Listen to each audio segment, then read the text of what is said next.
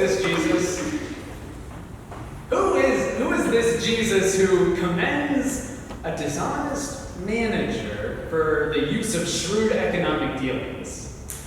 Who is this Jesus who tells us a parable about someone who misuses his boss's money for selfish gain and then is commended by that very same boss? Who is this Jesus who seems to recommend shady business practices? Who is this? What is he trying to tell us today? Throughout time, many faithful Christians have struggled with Jesus' parable of the unjust steward that seems to advocate for all these strange economic practices. What could it possibly mean?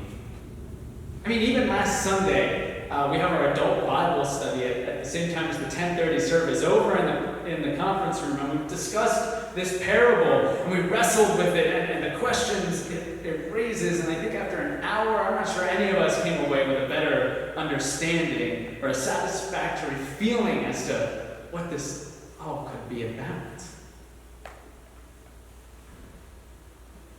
And as I sat with it throughout the week, read over these words, the more it seems that one particular message shines through. Perhaps what Jesus is telling us in the parable of the dishonest manager is to be just as resourceful, just as pragmatic, just as shrewd in our spiritual lives as we are in our economic. In other words, what if we were as crafty and creative in finding ways to be generous to the needy, to be loving in our actions, to be as grace-filled in our relationships, to be as driven to increase our faith as we are in finding ways to advance our careers, make money, gain influence? I mean, imagine a world if we all put as much intellectual and physical energy into spreading the love of the gospel as we did to our own personal security. Let me tell you a story. I'm going to ask a few prefacing questions. Have you ever been on the losing end of a shrewd business deal? I mean, have you ever right? Have you ever had your pocket picked so badly you actually thanked the pickpocket for relieving you of some extra weight you were carrying? I have. I'll tell you the story. It was 1999, and this may be hard to believe as your lead pastor, but I was in fifth grade. And it was a beautiful day. A beautiful day out as I was walking home from school, the 6 or 7 blocks between the school and my house. And it was one of those days where you could have walked all afternoon. The weather was so nice, except for one problem. At the time, I was in the band, and I played the saxophone. And I was carrying it home from school. And after a few blocks or so, that saxophone got heavy. And I would try to switch it from one hand to the other, from the right to the left, and my right would hurt, so I'd have it in my left, and then my left would hurt. I'd switch it back to the right until both my hands hurt, and I didn't want to carry it anymore. Luckily, so I thought, I was walking home with one of my best friends, Patrick. And Patrick saw me struggling, and as friends do, he asked if he could help me carry my instrument. And as best friends do, he said he would do it for a fee. And what was the fee? $1. $1, oh, what a deal! To carry my saxophone the rest of the way home and give my sore hands and arms a break. I said, Patrick, you got a deal. The only problem was that I had spent all my lunch money on chicken nuggets and an extra ice cream cone that day, and I didn't have $1. But remember, Patrick was a friend, so he said, no problem. And as good friends do, he added, you can pay me tomorrow.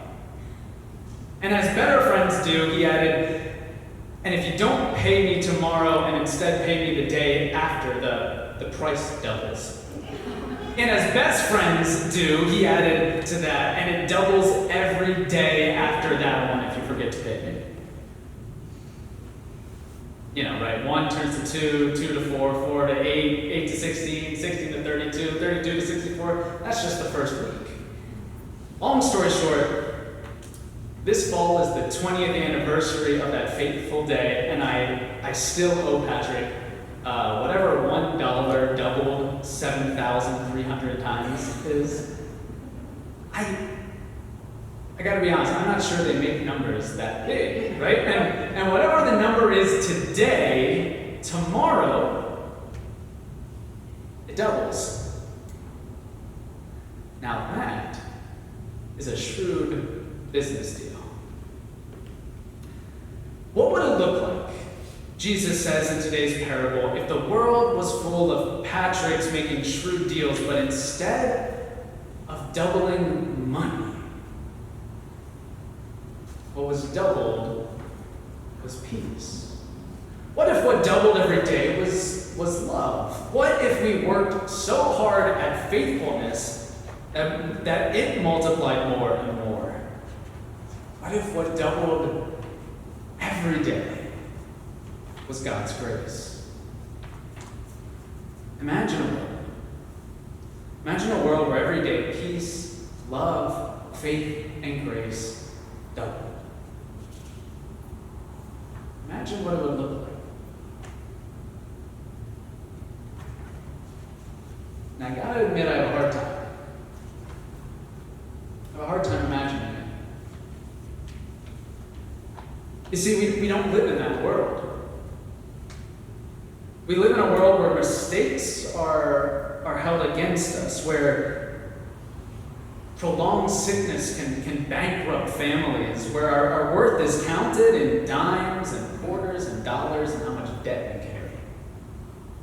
We live in a world that profits off of violence, treats love and compassion as a weakness, mocks believing in anything, and says grace, especially God's grace, can't possibly be free. I think our world has trained us to dismiss this parable. I think our world has taught us that it doesn't make sense. Our world tells us that Jesus can't possibly commend a person like the dishonest manager who doesn't know how to balance a checkbook. Our world tells us that it's nonsensical that a boss could commend a bad employee. But if this parable is not about economic shrewdness and instead about spiritual shrewdness, then perhaps we can't. Let me try to show you what spiritual shrewdness looks like. And like Jesus, let me show you in economic terms. I want to return to my good friend Patrick and that money that I owe him. You see, one day, about 10 years after that fateful day, Patrick and I were both home on college break, and we were having lunch, and he brought up my enormous debt to him. And he could have held it over my head and at least asked me to pay for the lunch we were both having together, but instead he did something else. He asked me, he said, "How much cash you got in your wallet?" Opened it up. I said, "I have a couple 20s and a 10. I said, "Give me the 10. "All right, yeah, this is a small dent to make in the larger sum." So I gave him the 10, and he took out his wallet and opened it up and put the 10 inside. And then he took out a 5 and he took out 4 ones. Patrick said, "Here, we're good." Like the steward in Jesus' parable, right? The one who goes and gets 50 bushels of olives for 100. Patrick didn't want what he was owed. He just wanted to reconcile our fun, friendly moment all those years ago. Ask any student loan lender or banker out there, and I think they would tell you Patrick made a bad economic deal. But ask a Christian, and I think they would call that grace.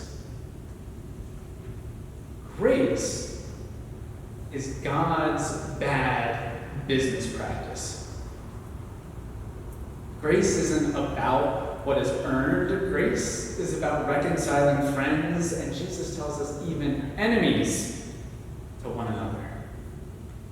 Grace isn't about serving wealth. It's about serving the God who calls us to be shrewd in making deals that help double, multiply, and increase peace, love, faith, in ways that are too big to count, too large to fathom.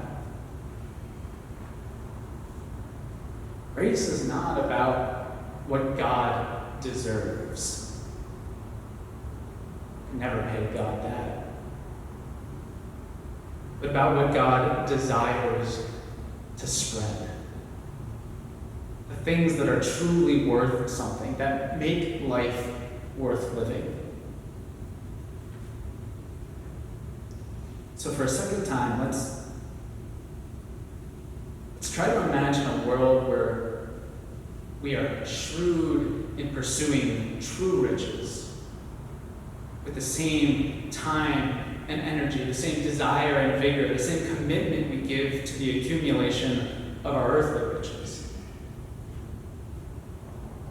What would that kind of life look like? It looks like the life of Jesus. The life of the one who gave his life. Not because we deserve it, but because that's what grace looks like.